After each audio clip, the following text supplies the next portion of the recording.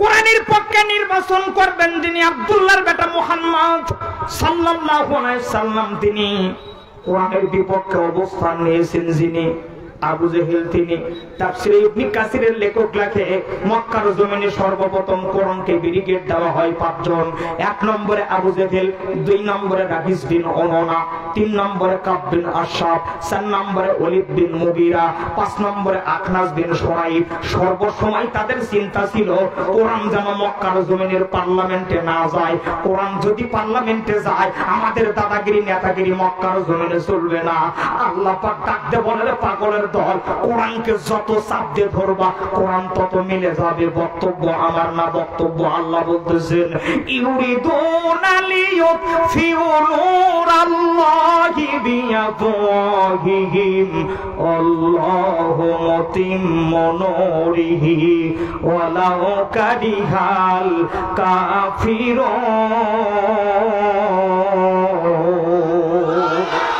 আরে 2 হাত থেকে বলেন না কেন আল্লাহু আকবার? আরে জোরে বলেন আল্লাহু আকবার। কোন একদিন এ দেশের আকাশে কালিমার পতাকা দুলবে, সেদিন সবাই খোদাই বিধান পেয়ে দুঃখ বেদনা ভুলবে। আলোচনা চলবে না বন্ধু? পাগলের কাজ হলো নাড়া দেওয়া। এক পাগল উঠছে নৌকায়, মাঝি বলতেছে, খবরদার রে পাগল, নৌকা দাম তুই নাড়া দিস না। তা আমি হলাম ওয়াজ করার পাগল, আমাকে নাড়া দিলে বলে অন্যদিকে যাবে। খালি শোনেন, ভালো করে শোনেন প্রাণের ভাইয়েরা আমার। মার্কা বের হয়ে গেল। আবু জেহেল তামাম মক্কা ঘুরে নেতা কর্মী নেওয়ার জন্য, আর রাতের বেলায় একজন মাত্র কর্মী নিয়ে মক্কার ধারে ধারে গিয়ে আব্দুল্লাহর বেটা ডাক দে বলে, মক্কাবাসী তোমরা জানলে হবে খুশি, আমি জীবনে কোনোদিন আমার জবান দ্বারা মিথ্যা কথা বলি নাই। আমি জীবনে কোনোদিন মিথ্যা কথা বলি নাই, তোমাদেরকে মিথ্যা আশ্বাস দেব না। আমি যদি চেয়ারম্যান হই বিজেপির চাল আমি লাল বালতি দিয়ে মাপে দেব না। তামাম দুনিয়ার মাপ যোগ করা হয় মিটার আর পাল্লা দিয়ে, আর বিজেপির চাল মাপে দেওয়া হয় লাল বালতি দিয়ে। এটা মিথ্যা কথা বলেন নাকি? কথা বলেন না কেন? আরে কি হবে লেখালেখির কলমবাজির এই মহড়া, সমাজের আসল চিত্র যদি না যাই তুলে ধরা, ঠিক কিনা বলেন? আরে কি হবে লেখালেখির কলমবাজির এই মহড়া, সমাজের আসল চিত্র যদি না যাই তুলে ধরা। যদি ওই ঘুষের বলে কলমটা উল্টা চলে, যদি ওই ঘুষের বলে কলমটা উল্টা চলে, তবে কি যাবে রোখা দুর্নীতিকে? তবে কি যাবে রোখা দুর্নীতিকে? কি হবে বেঁচে থেকে অযথা বিদ্যা শিখে যদি না গড়তে পারি শোষণবিহীন সমাজটাকে? কি হবে বেঁচে থেকে? প্রাণের ভাইয়েরা আমার সংক্ষিপ্ত করে দিলাম, সময় বড় কম। আপনাদের চেহারাগুলো দেখে মনে হচ্ছে আপনারা ওয়াজ শোনার জম। চলেন, সারাদিন আবু জেহেল ঘুরে যত কর্মী নেয়, কর্মীগুলো তো টাকার জন্য তার কাছে যায়। ভালোবাসা দিয়ে যে জিনিস হবে টাকা দিয়ে ওই জিনিস সম্ভব না। মিছে কথা বলা, কথা বলা, মিছে কথা বলা। একটা ঘটনা মনে হয়ে গেছে, কমু এ কথা আপনারা বাইরে কবেন না, কথা বলা বাইরে কবেন, খবরদার কাউরে যেন বলেন না। আমি ছাত্র জীবনে বরিশাল থাকতাম, তো বরিশাল সাধারণত বিএনপি অধ্যাসিত এলাকা। বরিশাল সিটি শহরগুলো, সিটিতে আগে মুজিবুর রহমান ছিলেন বরিশালের মেয়র, জি,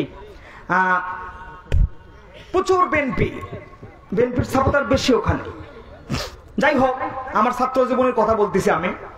তো একজন প্রার্থী উনি স্বতন্ত্র থেকে দাঁড়াবে, এই জন্য প্রতি মাসে একটা করে গরু জবাই করে দিয়ে পুরো ইউনিয়নের লোকজনকে খাওয়াইতো। মারহাবা, জোরে কোন কেন মারহাবা। এই গরু জবাই করে খাওয়ানোর জন্য প্রতি মাসে তার বাড়িতে 5 থেকে 6, 10, 15, 20 হাজার পর্যন্ত লোক ওই গরুর গোশত খাওয়ার জন্য প্রতি মাসে বৃহস্পতিবার করে আসে। জোরে কোন কেন মারহাবা। তার আশপাশের যে লোকজন তাক বলতে, শোনো, তোমার যত লোক আমি দেখতেছি, তুমি চেয়ারম্যানের দ্বারাও একবারে তুমি পাস হয়ে যাবা। আমার কথা বলে কি আপনারা বুঝতে পারতেছেন?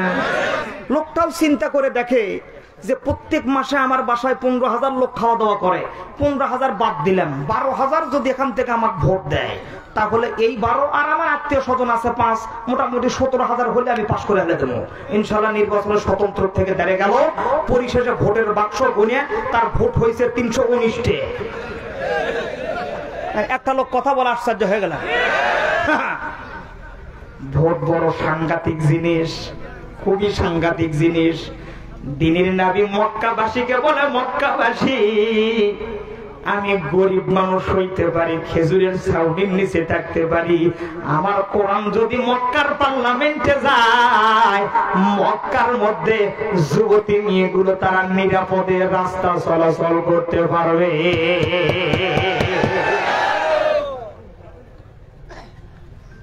ও শ্রীর বন্দরবাসী, কথাগুলো একটু ভালো করে বোঝার চেষ্টা করেন।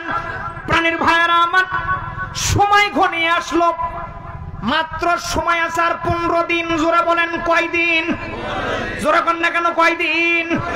15 দিন সময় আছে, তাহলে নেতা সিলেকশন হবে। প্রাণের ভাইয়েরা আমার ভালো করে ধরেন, একটু মনোযোগ দিয়ে দেন, মেইন পয়েন্টে চলে আসছি। আবু জেহেল সারা দিন দৌড়ঝাঁপ করে শরীর ক্লান্ত হয়ে যায়। রাত্রেবেলায় যখন রাত 1টা-2টা বাজে, নেতা কর্মীদেরকে বিদায় করতে করতে বালিশের উপরে যখন মাথা রাখে, পাশেই পরমা সুন্দরী তার বিবি মাকেরা ঘুমায় আছে, এদিক দেখেন। কিন্তু আবু জেহেলের চোখে ঘুম ধরে না। কেন ধরে না? আবু জেহেল চিন্তা করে ওই সেন্টার পাস করলে ওই সেন্টার হবে না, ওই সেন্টার পাস করলে ওই সেন্টারের সমস্যা আছে, ওই সেন্টারে অমুক জায়গা অমুককে টাকা না দিলে সে ভোটই কাটে নিয়ে পারবে না। এগুলো বাদ দিলাম, কিন্তু আমার যিনি ভাতিজা, এই ভাতিজার এমন একটা চরিত্র, যেই চরিত্রের সার্টিফিকেট মহান রব্বুল আলামিন দিলেন, ওমা আরসালনাকা ইল্লা রাহমাতাল লিল আলামিন। না না, 2 হাত থেকে বলেন আল্লাহু আকবার। আরে জোরে বলেন না কেন আল্লাহু আকবার? দেখা দেন, দেখা দেন নবী গো একবার আসি। সবাই সবাই সবাই দেখা দেন, দেখা দেন নবীজি একবার আসিয়া। দয়ার নবী প্রেমীর ছবি, মায়ার নবী প্রেমীর ছবি, কোথায় গেলেন লুকাইয়া? দেখা দেন, দেখা দেন নবীজি একবার আসিয়া। আপনি দেখা দেন, দেখা দেন নবী গো একবার আসিয়া। আল্লাহু আকবার বলেন। আবু জেহেল দেখিল আপনায়, আবু জেহেল দেখিল আপনায়, উম্মত হইয়া দেখিলাম না। দেখা দেন, দেখা দেন নবীজি একবার আসিয়া। বলেন দেখা দেন, দেখা দেন নবী গো একবার আসিয়া। নারাই তাকবীর।